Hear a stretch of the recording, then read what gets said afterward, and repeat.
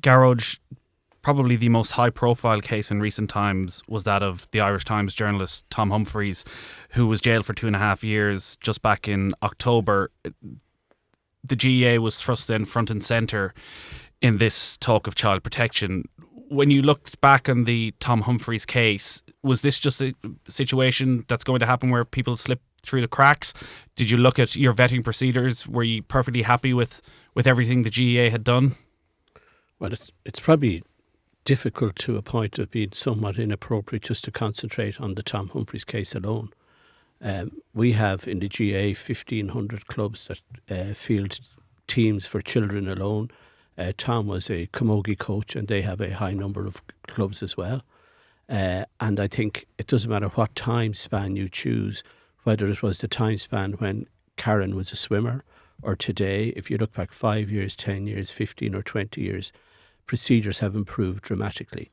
And I think they'll even improve even more so now with Children First commencing in December, because organisations will have to reassess their current procedures. But organisations like the GAA constantly reassess our procedures.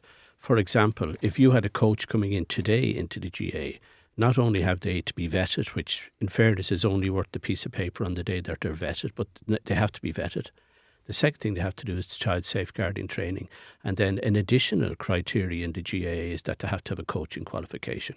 So through all of that, we talk about child safeguarding and the welfare of children. And then in addition to that, as Patricia said, we have a children's officer in every club, and we have a designated person should anybody ever have a concern, and not just about their own children, about any child or the conduct of a coach in the association at club level. And we immediately, with our team at club and county level, would intervene. So it is quite possible, if you go back and turn back the clock maybe 20 years, nobody had that type of a structure, to be fair. And we depended very much on individuals prior to legislation or government guidance or even sports guidance in our sector. And a lot happened that was very good.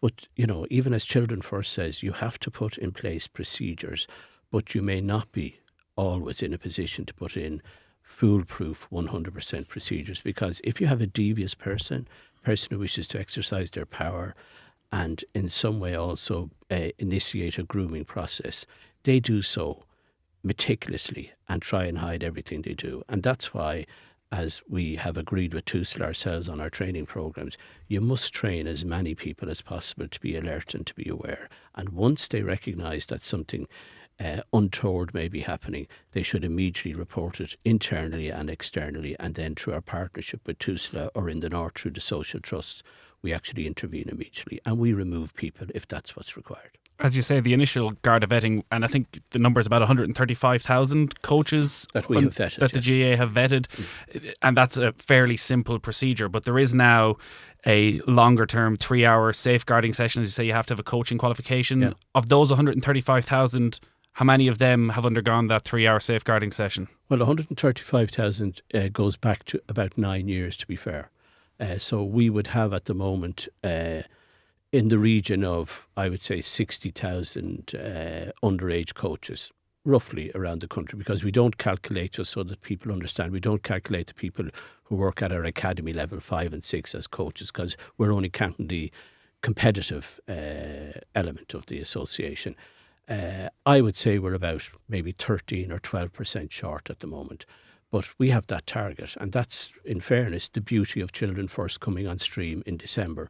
We have from the 11th of December to the 11th of March next year to put in place a safeguarding statement, revise or review all our policies, ensure that everybody has been vetted, and also if there's a catch-up to be done anywhere, we have to close that gap, and we've already commenced it. Do you plan on re-vetting coaches? Well, some of the people in the 135 would have been re-vetted already.